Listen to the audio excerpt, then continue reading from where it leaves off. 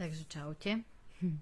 Rozhodla som sa založiť stránku na mesačné výzvy kvôli tomu, že mne to už viackrát pomohlo, alebo ma to nakoplo na niečo, aby som troška začala so sebou niečo robiť, keďže doma nemám moc času ani na cvičenie, ani na nejaké úpravy stravy, meranie si toho a podobne. Myslím si, že to veľa z vás pozná, hlavne tie, čo máte viac detí a málo času. Takže som sa rozhodla urobiť takéto výzvy. Už som robila raz takúto výzvu na jednej stránke, zapojilo sa tam veľa báb, čo som bola veľmi rada. Myslela som si, že to je tak rok, 2 dozadu, je to už 4. Takže ideme vyskúšať ďalšiu výzvu. Budem rada, keď sa aj veľa z vás zapojí, čo ste sa už predtým zapojili. Bola to výzva Marec bez sladkosti ešte 2021, možno si to niektoré pamätáte. Teraz by som chcela urobiť takú výzvu, ktorá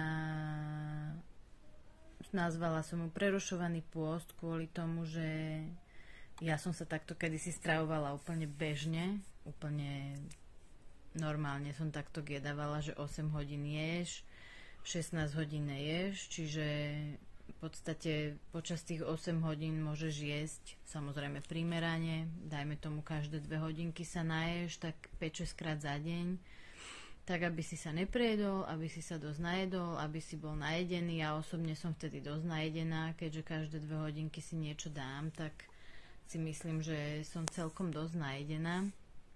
Nehľadujem vôbec a potom 16 hodín neješ. Čiže v podstate mne to vychádza väčšinou tak, že o 4:00 sa najem a potom sa najem až ráno o 8:00, keď idú decka už do školy, do škôlky a podobne.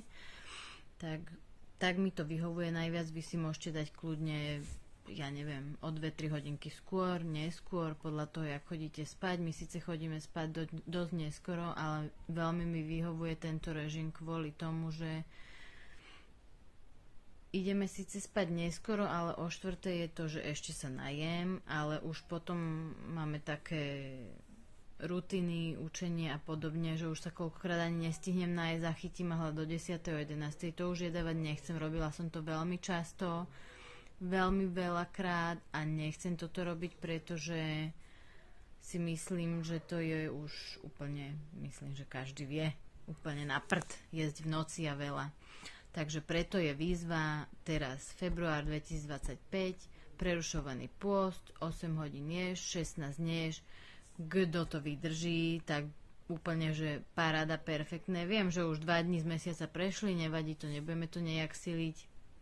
Ideme prvýkrát, vyskúšame. Budem rada, keď sa zapojíte, budem rada, keď mi budete posielať ohľadom toho nejaké vaše dojmy, pojmy. Myslím si, že to veľa ľuďom nakopne aj organizmus na to, aby začali chudnúť nejak prirodzene, tak bez toho, aby hladovali, bez toho, aby sa museli nejak obmedzovať. Ja osobne si dávam sladké každý deň.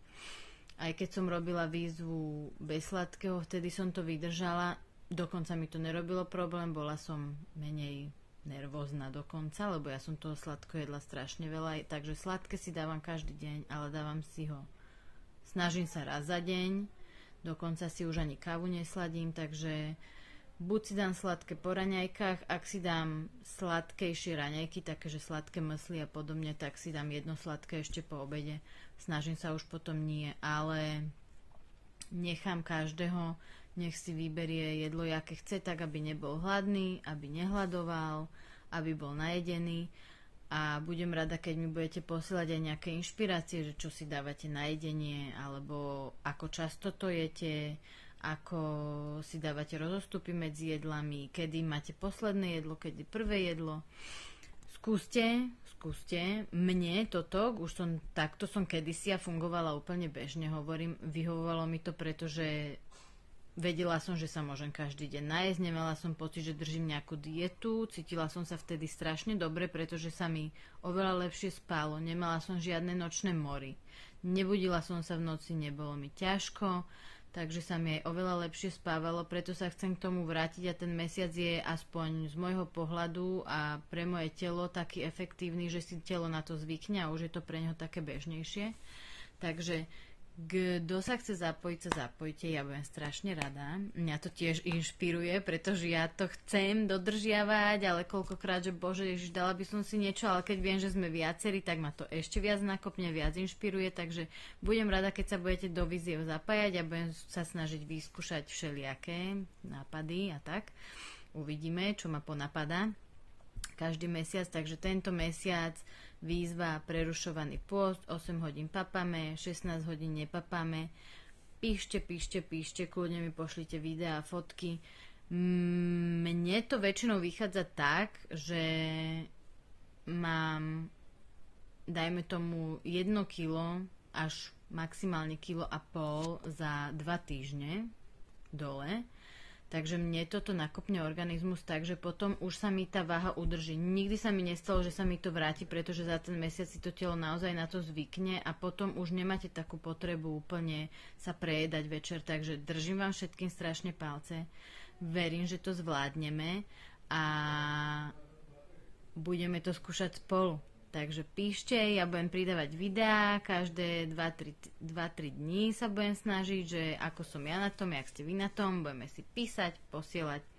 Budem rada, keď sa naozaj pridáte, takže pozvite do skupiny kľudne kamošov, kamošky a poďme spolu na to. Dobre? Čaute.